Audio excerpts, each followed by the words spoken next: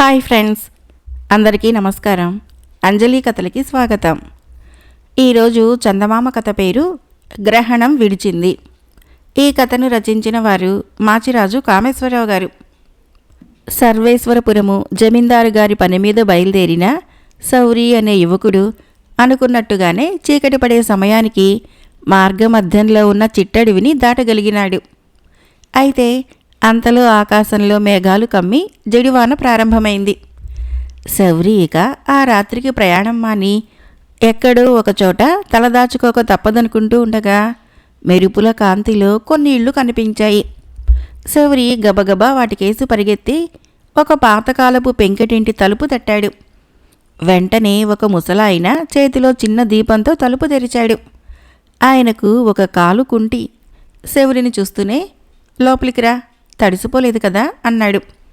లేదన్నట్టు తల ఊపి సౌరి లోపలికి వెళ్ళాడు. ముసలాయన సౌరికి అక్కడున్న మంచం చూపించి కూర్చోమని, ఈ చీకట్లో జడివానలో ఎక్కడికి పోతున్నావు అని అడిగాడు.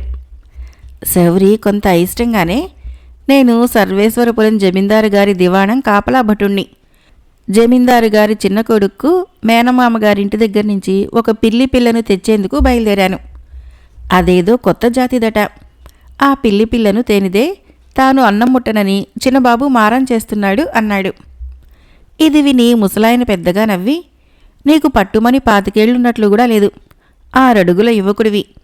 డాలు కత్తి పట్టి రాజ్యరక్షణకు రాజుగారి రక్షణకు ముందు కూరకవలసిన నువ్వు జమీందార్ల దివాణాలకు పిల్లి కూనల్ని కుక్క పిల్లల్ని మోసుకుపోతున్నావన్నమాట అన్నాడు. ముసలాయన నవ్వుతూనే అన్నా ఆ కటువైన మాటలకి సౌరి గతుక్కుమన్నాడు. అయితే ముసలాయన ఆప్యాయంగా అతడి భుజం తట్టి, సరే, మాసం క్రితము ఈ రాజ్యంలో జరిగిన దారుణం గురించి నీకు తెలుసా అని అడిగాడు. తెలుసు. రాజుగారు సముద్ర విహారానికి వెళ్ళి పడవ ప్రమాదంలో మరణించటానికి మించిన దారుణం ఏముంటుంది అన్నాడు సౌరి బాధగా. ముసలాయన 1-2 క్షణాలు తల పంకిస్తూ ఊరుకొని, సరే, నీకు అంతకు మించి తెలియదన్నమాట. విను. రాజుగారి ఏకైక సంతానము రాకుమారి అలకానంద. ఆమె కాబోయే భర్త ఈ రాజ్యానికి రాజు కాగలడు. ఇప్పుడామె తానడిగిన 3 వేర్వేరు ప్రశ్నలకు ఒకే సంతృప్తికరమైన సమాధానం చెప్పిన వారిని వివాహమాడతానని ప్రకటించింది. సరి అయిన సమాధానం చెప్పలేని అమాయకులను కిరాతకంగా మొసళ్లకు ఆహారంగా వేయిస్తున్నది అన్నాడు. ఈ విషయాలు మీకెలా తెలుసు అంటూ ఆశ్చర్యపోయాడు సౌరి. నేను రాజుగారి అంగరక్షకుడిగా 15 ఏళ్లు పనిచేశాను. ఒక రథం ప్రమాదంలో రాజుగారిని రక్షించబోయి కాలు విరగ్గొట్టుకున్నాను. సొంత ఊరి మీద మమకారంతో చివరి రోజులు ఇక్కడ గడుపుతున్నాను. అయినా రాజుగారి అంతఃపుర విషయాలు ఎప్పటికప్పుడు తెలియపరిచే మనుషులు నాకున్నారు. నువ్వు ఈ పిల్లి పిల్ల వ్యవహారం పక్కన పెట్టి రాజధానికి వెళ్ళు. సాహసించి రాకుమారి దుష్కార్యాలని అరికట్టు అన్నాడు ముసలాయన. సౌరి కొంచెంసేపు తల వంచుకొని ఊరుకొని, అయ్యా, తమరు ఆశీర్వదిస్తే అలాగే రాజధానికి వెళతాను అన్నాడు. ఆహా, మెచ్చాను అంటూ ముసలాయన సౌరి తల నిమిరాడు. మర్నాడు సౌరి ప్రయాణము రాజధాని దిశగా మారింది. అతడు సాయంత్రానికి అంతఃపుర భవనం చేరుకొని రాజకుమారి అడిగే ప్రశ్నలకు జవాబు చెప్పడానికి వచ్చానన్నాడు. సరైన జవాబు చెప్పలేకపోతే జరిగేదేంటో తెలుసా అన్నది రాకుమారి పరిచారిక. చావు, మొసళ్ళకు ఆహారము అన్నాడు సౌరి నిర్భయంగా. అప్పుడు 2 పరిచారికలు సౌరి కళ్లకు గంతలు కట్టి నడిపించుకొని పోయి ఒక గదిలోకి వదిలి, ఇంకా గంతలు విప్పేసుకో అన్నారు. సౌరి అలాగే చేశాడు. అతడికి ఎదురుగా సింహాసనం మీద కూర్చొని ఉన్న రాజకుమారి అలకానంద కనిపించింది. ఆమె అద్భుత సౌందర్యవతే కాని ముఖంలో విచారం గూడు కట్టుకొని ఉన్నట్లు కనిపించింది. ఆకాశం కన్నా చాలా విశాలమైనది ఏది? సముద్రం కన్నా లోతైనది ఏది? వెన్న కన్నా మెత్తనైనది ఏది? ఈ 3 ప్రశ్నలకు ఒకే సమాధానం కావాలి అన్నది అలకానంద నిరాసక్తంగా. సౌరి ఆశ్చర్యంగా ఆమె కేసి చూస్తూ, స్త్రీ హృదయం. అయినా ఇవేం ప్రశ్నలు రాకుమారి? ఇవి ఏనాడో లోకజ్ఞానం లేని కేవల భావుకులు తమకు తామై ప్రశ్నలు జవాబులు కూడా తయారు చేసుకున్నవి. పరీక్షించాలంటే కఠినమైన ప్రశ్నలు నీ మనసుకు స్ఫురించలేదా అని అడిగాడు. అలకానంద ఎంతో విచారంగా, నేను స్వతంత్రురాలినైతే ఈ ప్రశ్నలు నిన్నడిగేదాన్ని కాదు. ఒక దుష్టుడు నా చేత ఈ ప్రశ్నలు వేయించి ఎలాంటి జవాబిచ్చిన వాళ్ళనైనా సరే మొసళ్ళకు ఆహారంగా వేయిస్తున్నాడు. నువ్వు మొసలికి ఆహారం కాక తప్పదు అన్నది. ఆ వెంటనే సౌరి కుడిచేయి పైకెత్తి పిడికిళ్ళు బిగించి, రాకుమారి, ఆ దుష్టుడెవడో చెప్పండి. వాడెంతటి శక్తివంతుడైనా సరే ఈ క్షణమే సంహరించగలను అన్నాడు. నువ్వు సమర్థుడివి, తెలివైన వాడివిలా ఉన్నావు. ఆ దుష్టుడి విషయంలో ఇప్పటికే చాలా ఆలస్యమైపోయింది. ఇంకొక రోజు మాత్రమే మిగిలి ఉంది అని రాకుమారి అలకానంద తాను, రాజు ఎలాంటి విపత్కర స్థితిలో ఉన్నది వివరించింది. నెల రోజుల క్రితము అలకానంద తండ్రితో పాటు సముద్ర విహారానికి వెళ్ళింది. ఆ సమయంలో సేనాధిపతి వీరవర్మ కూడా వాళ్ళ వెంట ఉన్నాడు. వాడు దురుద్దేశంతో తమ వెంట వచ్చినట్లు వాళ్ళు సముద్ర మధ్యంలో తెలుసుకున్నారు. పడవ నడిపే వాళ్ళందరూ వాడి మనుషులే. వాళ్ళు పడవను ఒక చిన్న ద్వీపం వద్దకు తీసుకొని వెళ్లారు. వీరవర్మ అక్కడ ఒక ఎర్రరాతి కొండ గుహలో రాజును బంధించి అలకానందను రాజాంతఃపురానికి తీసుకొని వచ్చాడు. తర్వాత సముద్రంలో ప్రమాదవశాత్తు పడవ మునిగిపోయిందని, రాజుగారి జాడ తెలియలేదని, రాకుమార్ని మాత్రము రక్షించి తీసుకుని వచ్చానని ఒక కట్టుకథ అల్లి చాటింపు వేయించాడు. ఇప్పుడు వాడు ప్రశ్నల పథకంతో జవాబు చెప్పవచ్చిన వాళ్లను ముసళ్లకు ఆహారంగా వేస్తూ చివరికి రాకుమారి ప్రశ్నలకు తానే తగిన జవాబివ్వటంతో ఆమె తనను వరించిందని వివాహమాడ చూస్తున్నాడు. ఇంత చెప్పి అలకానంద, క్రితం రాత్రి నిద్రపట్టగా నేను ఉద్యానవనంలోకి వెళ్ళాను. అక్కడ సేనాధిపతి, వాడి నమ్మిన బంటైన నాగేంద్రుడు మధ్య జరుగుతున్న సంభాషణ ఒక పొదచాటున నిలబడి విన్నాను. సేనాధిపతి నాగేంద్రుడితో, రేపు ఉదయాన్నే నువ్వు ద్వీపంలోని ఎర్రరాతి కొండ దగ్గరికి పో. అక్కడ కాపలా ఉన్న వాళ్లతో గ్రహణం విడిచింది అన్న సంకేత పదం చెబితే వాళ్ళు రాజును నీతో పాటు పంపుతారు. మీ పడవ సముద్ర మధ్యంలో ఉండగా అతన్ని పట్టి సముద్ర జలంలోకి తోసేయి. ఎల్లుండి గొప్ప శుభదినం. రాకుమారితో నా పెళ్ళి ఆ రోజే. ఆ తర్వాత నేను రాజునయ్యాక ఇంత నమ్మకంగా నాకు సాయపడిన నీకు సేనాధిపతి పదవో మంత్రి పదవో ఇస్తాను అన్నాడు అని చెప్పింది.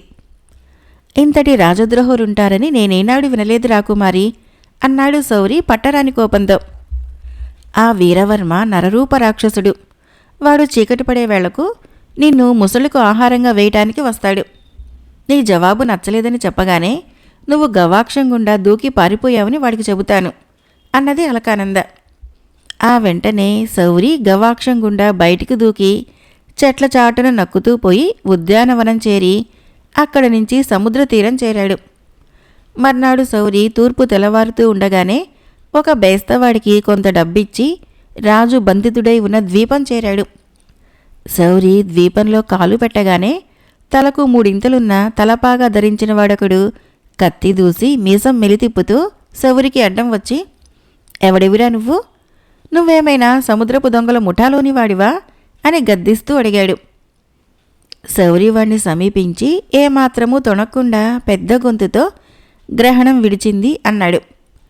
అది విని తలపాగావాడు ఒక్క క్షణం నివ్వెరపోయి, ఏమిటి ఈ సంకేతము నాకు నాగేంద్రంగాడికి తప్ప మరెవరికి తెలీదే అన్నాడు.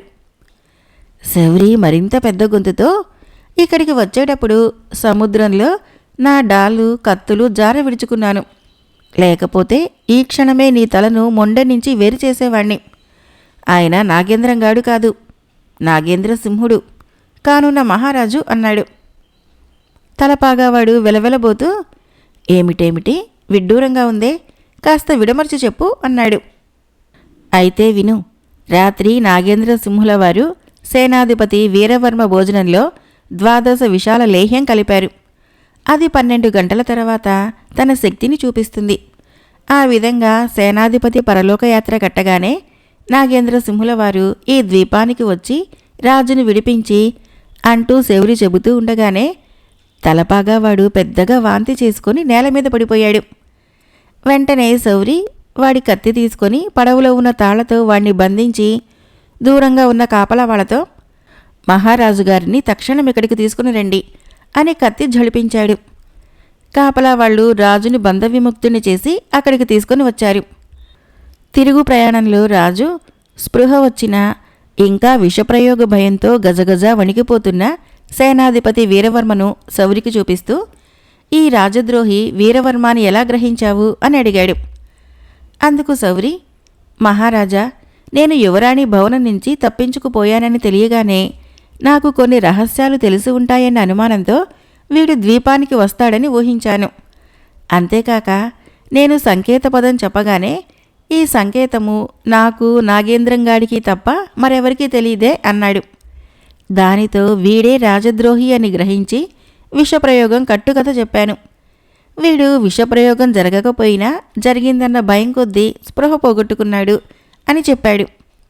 రాజు శౌరిని మెచ్చుకొని మర్నాడు నిండు సభలో జరిగిందంతా చెప్పి, ఈ శౌరి సాహసం కారణంగా ఈ రాజ్యానికి పట్టిన గ్రహణం విడిచింది. ఇతడే యువరాణి భర్త, కాబోయే రాజు అన్నాడు. సభికులు తమ ఆమోదం ప్రకటిస్తూ హర్షధ్వానాలు చేశారు. మరొక కథ.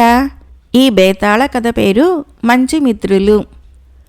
పట్టువదలని విక్రమార్కుడు చెట్టు వద్దకు తిరిగి వెళ్ళి చెట్టుపై నుంచి శవాన్ని దించి భుజాన వేసుకొని ఎప్పటిలాగే మౌనంగా శ్మశానం కేసి నడవసాగాడు. అప్పుడు శవంలోని బేతాళుడు, రాజా, ఈ అర్ధరాత్రి వేళ భీతి గొలిపే ఈ శ్మశానంలో నువ్వు ఇన్ని శ్రమల కోర్చడము నీకోసమా లేక పరుల కోసమా అన్న శంక కలుగుతున్నది. నీకోసమే అయితే నేనివ్వగల సలహా ఏమీ లేదు. అలా కాక మరెవరి ఆజ్ఞనో పాటించి నువ్వు ఇన్ని శ్రమలకు గురి అవుతూ ఉంటే మాత్రము నీకు హెచ్చరికగా ఉండేటందుకు ఒక సలహా ఇవ్వదలిచాను. మనిషి కొన్ని సందర్భాలలో అనాలోచితంగా పెద్దవాళ్ల ఆజ్ఞలు పాటించటము తన విధి అన్న భావంతో అనవసరమైన ఇక్కట్ల పాలు కావటం జరుగుతుంది. అయితే ఆజ్ఞలిచ్చిన పెద్దలు మాత్రము కార్యం సఫలమయ్యాక తమ కారణంగానే కార్యసాధన జరిగిందంటారు. అలా కాదని ప్రశ్నిస్తే డొంక తిరుగుడు జవాబులతో అసలు విషయాన్ని దాటవేస్తారు. అంటే కార్యసాధకుడొకడైతే కీర్తి మరొకరిదన్నమాట. ఇందుకు నిదర్శనంగా ధనదత్తుడు అనే వర్తకుడి కథ చెబుతాను, శ్రమ తెలియకుండా విను అంటూ ఇలా చెప్పసాగాడు. ఒకానొక పట్టణంలో ధనదత్తుడు అనే వర్తకుడు ఉండేవాడు. ఆయన తన సరుకులను ఓడలపై విదేశాలకు పంపి వ్యాపారం చేసేవాడు. ఆ వ్యాపారము లాభసాటిగా సాగుతున్నదని ఆయన ఉన్న డబ్బంతా వెచ్చించి స్వయంగా ఒక ఓడ కొన్నాడు. ఆయనవే కాక ఎందరో ఇతర వర్తకుల సరుకులతో పాటు బయలుదేరిన ఆ ఓడ సముద్రంలో మునిగిపోయినట్లు వార్త వచ్చింది. ధనదత్తుడు వ్యాపారంలో బాగుపడ్డాడని అసూయ చెందే వర్తకులు కొందరున్నారు. వాళ్ళందరూ తమ సరుకుల విలువ చెల్లించాలని ఆయనపైన ఒత్తిడి తెచ్చారు. ధనదత్తుడు వాళ్ళందరికీ వెలకట్టి సరుకుల డబ్బిచ్చేశాడు. దాంతో ఆయనకు పూట గడవటమే కష్టమైంది. ధనదత్తుడికి 50,000 విలువ చేసే పెద్ద భవనమున్నది. అందులో ఎందరో పనివాళ్ళున్నారు. ఆయన ఆ పనివాళ్ళందరినీ మానిపించేశాడు. భవనము 10,000 వరహాలకి తాకట్టులో ఉంది. 2 మాసాల్లో డబ్బు కట్టకపోతే ఆయనకు ఆ ఇల్లు కూడా మిగలదు. పోనీ ఇప్పుడే అమ్మేద్దామా అంటే ఆయన పరిస్థితి చూసి ఆ ఇంటికెవరు 20,000 వరహాల కంటే ఎక్కువ ఇవ్వమంటున్నారు. ఇలాంటి పరిస్థితుల్లో ధనదత్తుడు తన కుమారుడైన దేవదత్తుణ్ణి పిలిచి, నాయనా, నువ్వు నాకు చేదోడు వాదోడుగా ఉండగలంత వయసు గలవాడివయ్యావు. అయితే ఇంతకాలము నువ్వు మన వైభవాన్నే చూశావు. ఇప్పుడు మనకు గడ్డు కాలం వచ్చింది. నీకు వ్యాపారాన్ని అప్పచెప్దామనుకునేటంతలో ఇలా నష్టపడిపోవటం నా దురదృష్టం. అయినా ఇది ఒకందుకు మంచిదే అనుకుంటున్నాను. ఇప్పుడు కొద్దిగా పెట్టుబడి దొరికితే చాలు, 2 ఏళ్లు తిరగకుండా ఇంతకింత సంపాదిస్తాను. ఈ పట్టణంలో మనకు సాయపడే వాళ్ళెవరూ లేరు. ఇప్పుడు నువ్వు నా స్వగ్రామమైన రత్నాపురం వెళ్ళు. అక్కడ చంద్రశేఖరుడు అనే దూరపు బంధువు ఉన్నాడు. ఆయన కోటికి పడగలెత్తినవాడు. వరసకు నీకు తాతయ్య అవుతాడు. ఆయన మాత్రమే మనకు సాయపడతాడు. నీవు 25,000 వరహాలు ఆయన్నడిగి పట్టుకొనిరా. ఆ ధనంతో నేనిక్కడ మిగిలి ఉన్న బాకీ తీర్చేసి మిగతా డబ్బుతో వ్యాపారం ఎలా చేయాలో నీకు నేర్పిస్తాను అన్నాడు. దేవదత్తుడు వెంటనే ప్రయాణమయ్యాడు. బయలుదేరే ముందు తండ్రి వాడితో, నువ్వు సాయంత్రానికల్లా ముత్యాలపురం చేరుకుంటావు. అక్కడ నా ప్రాణమిత్రుడు రమాకాంతుడుంటాడు. ఆయన ఇంట్లో బస చేసి రాత్రికి అక్కడే ఉండిపో. తెల్లవారుతూనే బయలుదేరితే ఎండెక్కకుండా రత్నాపురం చేరుకుంటావు. ఏ కారణం చేతనైనా చంద్రశేఖరుడు ఊళ్ళో లేకపోతే ఆయన వచ్చేదాకా నా బాల్యమిత్రుడైన వినయసేనుడింట్లో ఉండు. పొరపాటున కూడా ఆయనను కానీ రమాకాంతుడు కానీ డబ్బు కావాలని అడగవద్దు. అడిగితే వాళ్ళు తల తాకట్టు పెట్టైనా సరే మనకు డబ్బిస్తారు. అయినా వాళ్ళని ఇబ్బంది పెట్టడం మనకు భావ్యం కాదు అన్నాడు. తండ్రి చెప్పినట్లే ప్రయాణం చేసి దేవదత్తుడు ముందు ముత్యాలపురం చేరి రమాకాంతుడి ఇంటికి వెళ్ళాడు. ఆయన వాడిని ప్రేమతో ఆదరించాడు. వాడి ద్వారా పరిస్థితి తెలుసుకున్నాక, ఇలాంటి పరిస్థితుల్లో డబ్బు కోసం మమ్మల్ని అడగకుండా చంద్రశేఖరుడిని అడగాలని మీ నాన్నకెలా బుద్ధి పుట్టింది? మీ నాన్నకు చిన్నతనంలోనే తల్లి తండ్రి పోతే ఆ చంద్రశేఖరుడు మీ ఇంట్లో చేరాడు. మోసం చేసి మీ ఆస్తంతా కాజేశాడు. చివరకు పొట్ట చేత పట్టుకొని పట్నం వెళ్ళి బాగుపడ్డాడు మీ నాన్న. ఆ చంద్రశేఖరుడు మహాపిసినారి.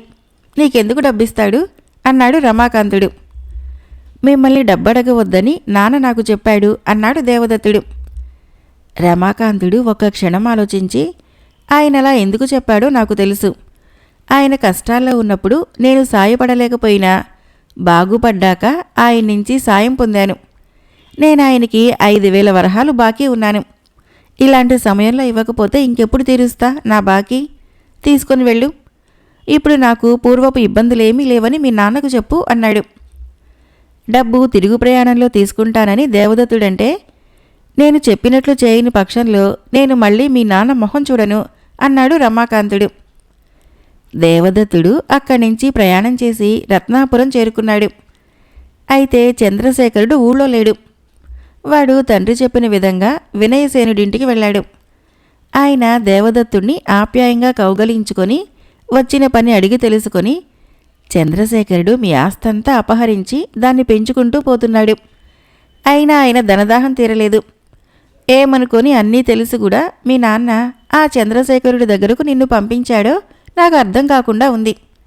మీకింత అన్యాయం చేశాక ఇలాంటి పరిస్థితుల్లో కూడా నువ్వు వచ్చి అడిగితే లేదనటానికి ముఖం చెల్లి ఉండదు. నువ్వు వస్తున్నావని ముందే తెలిసి ఆయన ఊరు వదిలిపోయి ఉండుంటాడు. నువ్వు వెళ్ళావని తెలిసేదాకా మళ్ళీ తిరిగిరాడు. నువ్వు ఆయన కోసం ఎదురు చూడటం వృధా. నీకు కావలసిన డబ్బు నేను ఏర్పాటు చేస్తాను అన్నాడు. ఇది విని దేవదత్తుడు కంగారుపడి తండ్రి హెచ్చరిక గురించి చెప్పి, మీ వంటి మంచివారుండగా నాన్న ఆ చంద్రశేఖరుణ్ణే ఎందుకు పట్టుకొని వ్రేలాడుతున్నాడో నాకు అర్థం కాకుండా ఉంది. ముత్యాలపురం రమాకాంతుడి విషయంలోనూ ఇంతే జరిగింది అంటూ తన అనుభవం చెప్పాడు. వినయసేనుడు నవ్వి, ఈ ఊరి నుంచి ఎవరు పట్టణం వెళ్ళినా మీ నాన్న లేదనకుండా కాదనకుండా డబ్బిచ్చి సాయం చేసేవాడు. ఇచ్చిన వారిని అడగటము ఆయనకిష్టం ఉండదు. కానీ ఇలాంటి సమయంలో ఆదుకోకపోతే మేము స్నేహితులం ఎలా అవుతాము? అయినా తీసుకున్న డబ్బు తిరిగి ఇవ్వటము ఆదుకోవటం అనిపించుకోదు. నాతో సహా మీ నాన్నకు బాకీ పడ్డవాళ్ళు ఈ ఊళ్ళో చాలామందే ఉన్నారు. అదంతా నేను వసూలు చేసి ఇస్తాను. ఇందులో మాకే ఇబ్బంది లేదు అన్నాడు. దేవదత్తుడు వెంటనే ఒప్పుకోలేదు. వాడక్కడ 2 రోజులున్నాడు. చంద్రశేఖరుడి జాడలేదు. వినయసేనుడు తాను ఇవ్వదలసింది ఊళ్ళో వసూలు చేసింది కలిపి 30,000 వరహాలు ఇచ్చాడు. ఆ డబ్బుని ముత్యాలపురంలోని రమాకాంతుడిచ్చిన డబ్బు తీసుకొని దేవదత్తుడి ఇల్లు చేరేసరికి అక్కడ ఒక వృద్ధుడు ఉండటం గమనించాడు.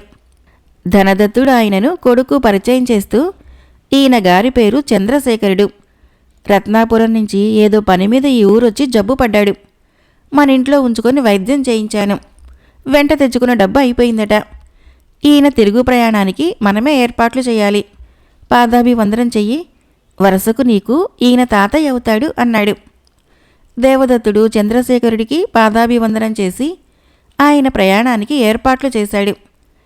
తర్వాత వాడు తాను తెచ్చిన డబ్బును తండ్రికిచ్చి, నీకు ఎంతోమంది మంచి మిత్రులుండగా నన్ను ఈ పిసినారి చంద్రశేఖరుడి వద్దకు పంపడము ఆశ్చర్యంగా ఉంది అన్నాడు. ఇందుకు ధనదత్తుడు, నీకు ప్రాపంచిక విషయాలతో పాటు వ్యాపార పద్ధతుల్లోని మెలకువలు చెప్పి తగిన శిక్షణ ఇవ్వాలని అనుకుంటున్నాను. అందులో నిన్ను చంద్రశేఖరుడి వద్దకు పంపటం ఒక భాగము అన్నాడు. బేతాళుడు ఈ కథను చెప్పి, రాజా, ధనదత్తుడు తనకెందరో మంచి మిత్రులు ఉండగా కొడుకు దేవదత్తుణ్ణి చంద్రశేఖరుడి వంటి మోసకారి పిసినారి వద్దకు పంపటము ఏమన్నా విశేషమో? సందర్భశుద్ధి అనిపించుకుంటుంది. పైగా అతడు తన పొరపాటును కప్పిపుచ్చుకునేటందుకు కొడుకుతో ప్రాపంచిక విషయాలు, వ్యాపార పద్ధతుల్లో మెలకువలు అంటూ మాట్లాడటము కేవలము డొంక తిరుగుడు జవాబే కదా. కార్యం సాధించుకు వచ్చినవాడు కొడుకైతే అందుకు కారణము తన ప్రయత్నమే అన్నట్లు ధనదత్తుడు ప్రవర్తించడము అతడిలో నిజాయితీ లోపించిందనటానికి తార్కాణం కాదా? ఈ సందేహాలకి సమాధానం తెలుసు కూడా చెప్పలేకపోయావో నీ తల పగిలిపోతుంది అన్నాడు. దానికి విక్రమార్కుడు, ధనదత్తుడు జీవితాన్ని కాచి వడపోసినవాడు. అతడు పిసినారి చంద్రశేఖరుణ్ణి డబ్బడగమని కొడుకును పంపటంలోనే అతడి మంచి మిత్రులందరూ ధనదత్తుడి పరిస్థితి ఎంత అధ్వాన్నంగా ఉన్నదో ఊహించుకోగలరు. అలాంటి స్థితిలో కూడా తాము ఇవ్వవలసిన బాకీ డబ్బు అడగకపోవటం వలన అతడి మిత్రులకి అతడిపైన మరింత గౌరవం పెరుగుతుంది. ఆ విధంగా వాళ్ళు కోరకుండానే ధనదత్తుడి డబ్బు బాకీ చెల్లివేసి తాము మంచి మిత్రులమని రుజువు చేసుకున్నారు. ఇలా తమ గాఢమైత్రిని రుజువుపరుచుకునేటందుకు మాత్రమే చంద్రశేఖరుణ్ణి ధనదత్తుడు ఉపయోగించుకున్నాడు. ఈ కారణాల వలన ధనదత్తుడు తన కొడుకు ఇచ్చిన జవాబులో డొంక తిరుగుడు, నిజాయితీ లోపమంటూ ఏమీ లేదు అన్నాడు. రాజుకి ఈ విధంగా మౌనభంగం కలగగానే బేతాళుడు శవంతో సహా మాయమై తిరిగి చెట్టెక్కాడు. ఈ కథకు ఆధారము జొన్నలగడ్డ రామలక్ష్మి గారు రచన. మరొక కథ పేరు మాయా చిత్తరువు. ఇది రాజస్థాన్ జానపద కథ. చాలా కాలం క్రితము రాజపుత్ర స్థానంలో జయసింహుడు అనే రాజు ఉండేవాడు. ఆయనకు చిత్రలేఖనం పైన చాలా ప్రీతి. ఆయన ఆస్థానంలో ఒక గొప్ప చిత్రకారుడు ఉండేవాడు. జయసింహుడు తన చిత్తరువును వేయించుకుందామనుకుంటూ ఉండగా ఆ చిత్రకారుడు అకస్మాత్తుగా చనిపోయాడు. ఆనాడు మొదలు దర్బారులో ఆ చిత్రకారుడి ఆసనము ఖాళీగానే ఉండిపోయింది. ఇలా ఉండగా హిమాలయ ప్రాంతం నుంచి హేమచంద్రుడు అనే పేద చిత్రకారుడొకడు రాజపుత్ర స్థానానికి వచ్చాడు. జయసింహుడు ఆస్థాన చిత్రకారుడు చనిపోయాడని, అతనికి బదులు ఇంకెవరినీ వేసుకోలేదని హేమచంద్రుడికి తెలిసింది. తనకు ఉద్యోగం దొరుకుతుందేమోనన్న ఆశతో తన కంచరగాడిద పైన 3 రోజులు ఎడారి వెంబడి తిండి కూడా లేకుండా ప్రయాణం చేసి ఆకలితో మాడిపోతూ జయసింహుడి కోటకు చేరుకున్నాడు. రాజభటులు మొదట హేమచంద్రుణ్ణి అంతఃపురంలోకి వెళ్ళనివ్వలేదు. నేను చిత్రకారుణ్ణి, రాజుగారికి చూపటానికి బొమ్మలు తెచ్చాను అన్న తర్వాత వాళ్ళు అతన్ని లోపలికి వెళ్ళనిచ్చారు. హేమచంద్రుడు రాజుగారి దర్శనం చేసుకుని నిద్రాహారాలు లేకుండా ప్రయాణం చేసి ఎంతో దూరం నుంచి తమని చూడవచ్చాను. ఇవి నేను వేసిన బొమ్మలు. వాటిని చూస్తే నా శక్తి తమకే తెలుస్తుంది అన్నాడు. ఆ బొమ్మల్ని చూసి రాజుగారు చాలా సంతోషించాడు. ఇటువంటి శక్తిగల గొప్ప చిత్రకారుడు దూరదేశం నుంచి పొట్ట చేత పట్టుకొని ఇంత దూరం ఎందుకు రావాల్సి వచ్చిందో జయసింహుడికి అర్థం కాలేదు. ఈ బొమ్మలు నాకు చాలా బాగున్నాయి, వీటికి ఏమి ఇవ్వమంటావు అని జయసింహుడు హేమచంద్రుడిని అడిగాడు. ఆకలి కొని ఉన్నాను, ముందు నాకు భోజనం పెట్టించండి, ఆ తర్వాత తమ ఆస్థానంలో ఒక ఆసనం ఖాళీగా ఉన్నదని విన్నాను, దానిపైన నన్ను కూర్చుంటూ ఉండనివ్వండి, అదే నాకు 10,000 అన్నాడు హేమచంద్రుడు. రాజు సరేనని తన భటుల్ని పిలిచి హేమచంద్రుణ్ణి భోజనశాలకు పంపాడు. హేమచంద్రుడు కడుపు నిండా తిన్నాడు. అతని కంచరగాడిదను రాజుగారి గుర్రాలశాలలో కట్టివేశారు. మర్నాటి నుంచి హేమచంద్రుడు దర్బారులో ఆస్థాన చిత్రకారుడి ఆసనం పైన కూర్చోసాగాడు. ఇప్పుడు తిరిగి ఆస్థాన చిత్రకారుడు ఏర్పడ్డాడు కనుక అతని చేత తన చిత్తరువు వేయించుకుందామని జయసింహుడికి ఆలోచన కలిగింది. ఆయన హేమచంద్రుడితో, దివాణంలో మా పూర్వీకులందరి చిత్తరువులు ఉన్నాయి, నా చిత్తరువు కూడా తయారు చేసి రాబోయే తరాల వారు నా ఆకారాన్ని చూసే అవకాశం కలిగించు అన్నాడు. తమ ఒక్కరి చిత్తరువే ఏమిటి మహారాజా, సింహాసనాల మీద తమరిని, రాణిగారిని ఉంచి తమ మంత్రుల్ని, సేనానాయకుల్ని అందరినీ చిత్రిస్తాను.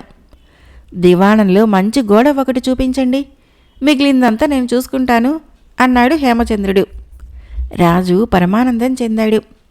రాజసభ యావత్తు చిత్రించడానికి హేమచంద్రుడికి అనుమతినిచ్చారు. రాజుగారి ఆస్థానంలో పెద్ద పెద్ద పొట్టల వాళ్ళున్నారు, ఒక గూనివాడున్నాడు, ఒక ఒంటికన్నివాడు, మెల్లకళ్ళవాళ్ళు కూడా ఉన్నారు.